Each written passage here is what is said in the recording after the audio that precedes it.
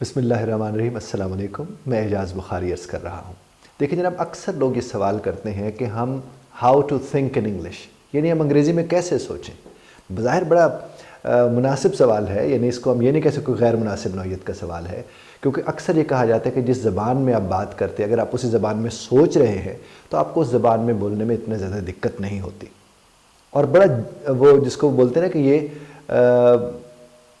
Illogical सवाल नहीं है, बड़ा लॉजिकल सवाल है। जब कोई आपसे कहता है कि मैं उस ज़बान में कैसे सोचूं, तो मैं अक्सर उनसे कहता हूं कि वो ज़बान जिसके मुताल्लिक आप बिल्कुल कुछ भी ना जानते हो, उसमें अगर आपको सोचने का कहा जाए तो ये वाकई सोचने वाली बात है। मसलन अगर हम आपसे कहते हैं आप जर्मन में सोचें, मसलन हम आपसे कहते हैं कि आप स्पेनिश में सोचें या आप फ्रेंच में सोचें, तो हो सकता है कि आप ये सवाल अपने आप से कर लें कि मैं उस ज़बान में कैसे सोच सकता हूँ। इवन कोई पंजाबी ज़बान बोलने वाले को कहा जाए आप सिंधी में सोचें, हाँ सराइकी ज़बान बोलने वाले को आप कहें सिंधी में सोचें तो उसे उतनी शायद दिक्कत ना हो।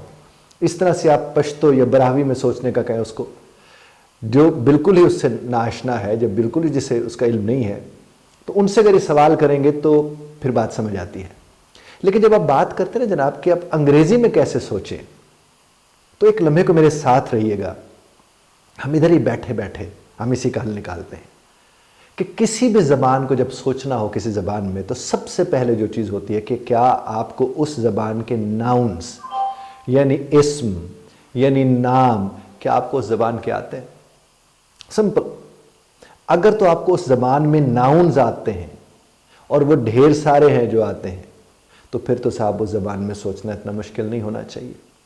हम उसके भी मश्क किए लेते हैं। मिसाल के तौर पर यहीं बैठे बैठे आप अगर अपने ऑफिस में बैठे हैं और मेरी इस बात को सुन रहे हैं, तो आप अपने ऑफिस में देखें तो आप जो ऑफिस में जिस चीज़ पर बैठे होंगे वो कुर्सी होगी ना, तो क्या कुर्सी की आपको अंग्रेज़ी नहीं आती?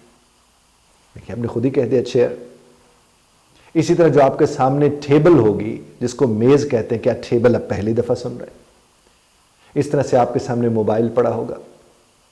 इसी तरह से अगर आप थोड़ा सा गौर करेंगे तो आपके सामने पेन होल्डर, बॉल पॉइंट, ब्रेजर, इरेजर, बहुत सी चीज़ें,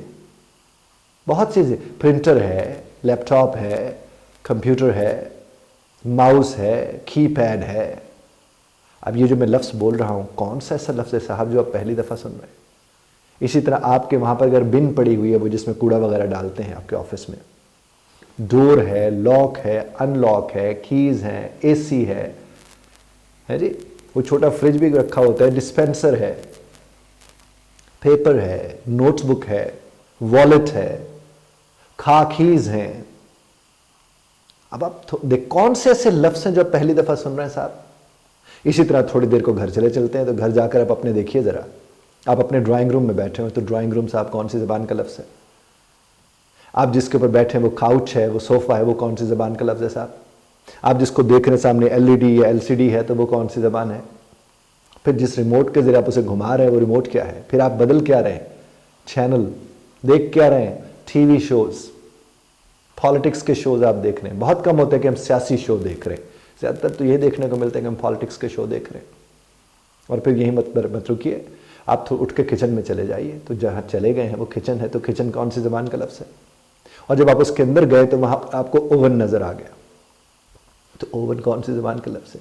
आपको टोस्टर नज़र आ गया, वो कौन सी ज़बान का लफ्ज़ है?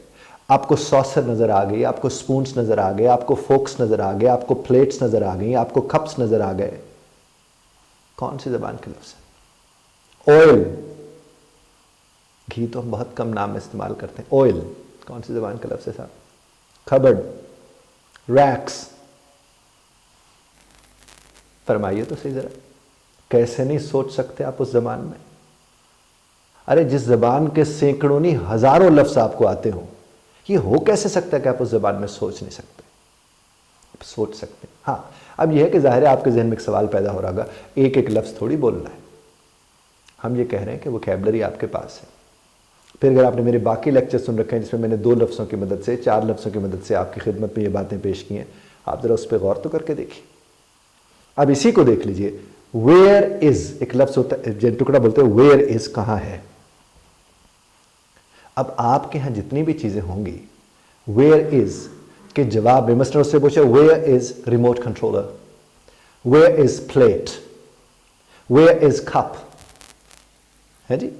تو صرف اس کے آگے جواب دو ہیں, over there, over hair. Over there کا مطلب وہاں پر ہے, اوور ہیئر کا مطلب یہاں پر ہے. تو آپ ان تمام تر ناؤنس کی مشق نہیں کر سکتے اس طرح سے, بڑا سمپل سے. یعنی گھر میں لوگ بیٹھے ہوئے اور انہی کے ساتھ بیٹھ کر آپ نے مشق شروع کر دی. مثال کے طور پر کسی نے کہا کہ وہ کپ کہاں پر ہے, ویئر از کپ, تو جواب آیا اوور دیئر, وہاں پر ہے. آپ سے کسی نے کہہ دیا اچھا جناب مجھے یہ فرمائے گا کہ ریموٹ کنٹرول کدھر ہے, آپ نے کہہ دیا اوور ہیئر, یہ یہاں پر ہے. آپ جو یہاں پر ہے اسے اوور ہیئر کہہ دیں گے, جو وہاں پر ہے اسے اوور دیئر کہہ دیں گے. صرف یہ دو لفظ, اوور ہیئر, اوور دیئر. اور سوال میں کیا ہے, ویئر از کہاں پر ہے. اور مثال کے طور پر آپ کو ویئر از میں نہیں یاد آتا ہے جی. ہم اکثر بولتے نہیں ریموٹ, بولتے نہیں. اس کا کیا مطلب ہوتا ہے, یعنی ریموٹ کتنے پہ ہے, ریموٹ کہاں پر پڑا ہے. کھپ, ویسے تو پنجابی میں کھپ کا مطلب کھپ پائی دی ہے, لیکن یہاں کھپ کا مطلب کیا ہے, وہ جو لفظ ہم استعمال کرتے ہیں CUP والا, کھپ, کھپ, اس کا مطلب پوچھ کرے کہ ہے کدھر, میں اسی کا پوچھ رہا ہوں. تو جواب کیا ملا, یہ بھی تو ہو سکتے اوور دیئر, اوور دیئر, یہ بھی ہو سکتے اوور ہیئر. یہاں تک اس کو چھوڑیے, انکل, یہ پوچھنے کی ضرورت نہیں, ویئر از انکل, انکل, تو جواب ملا over there, over here. Aunt, niece, nephew, ہے جی, سسٹر, سبلنگس, کڈس, بردرز, سارے نام ہی تو ہیں صاحب جی, ناؤن ہی تو ہیں. اوور ہیئر اور اوور دیئر بول کر بڑی آسانی سے آپ یہ بول سکتے ہیں. اور کیا یہ جملہ کہاں ہے, کدھر ہے, کتھے ہے, کیا ہم اپنے روزمرہ میں نہیں بولتے, ڈیلی روٹین کا ہمارا حصہ نہیں ہے. بڑی آسانی سے مشق کی جا سکتی ہے. لیکن بار بار میں اپنے ہر سیشن میں آپ کی خدمت میں عرض کرتا ہوں کہ صاحب جو جانتے ہیں اسے استعمال میں لانا شروع کیجیے. آپ اسے استعمال میں لائیں گے, آپ میں اعتماد آئے گا, آپ میں کانفیڈنس آئے گا. کانفیڈنس تو آتا ہی استعمال کے ساتھ ہے, یوز کے ساتھ ہے. آپ جب وہ کریں گے تو اس کا بہت زیادہ بینیفٹ ہوگا. خدا آپ کو اور ہمیں سمجھنے اور سمجھانے کی توفیق عطا فرمائے. اختلاف رائے کا حق آپ یہاں بھی محفوظ رکھتے ہیں, بذرت طرز اختلاف رائے کا خیال رکھیے گا.